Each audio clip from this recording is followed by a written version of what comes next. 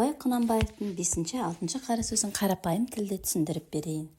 Абай атамыз 5 қара сөзінде баланы жаста тәрбиелеудің маңызын айтады.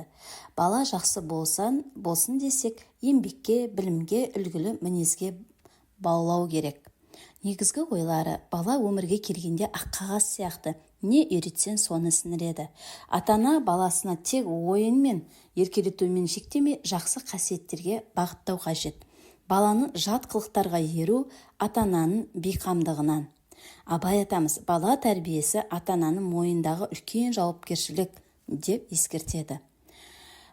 6 қара сөзінде Абай атамыз қазақ халқының мінезіндегі мақтаншақтығы, дәукестік пен орынсыз ұрыс керісін сынайды. Негізгі ойлары: қазақтар бір-бірінің жетістігін көре алмай, орынсыз мақтанға құмар. Ру болып таласу, біріне бірі сынау, қызғаныш елдің дамуына кедергі. Адам адамды сыйламаса, тыңдамаса, қоғамда береке болмайды.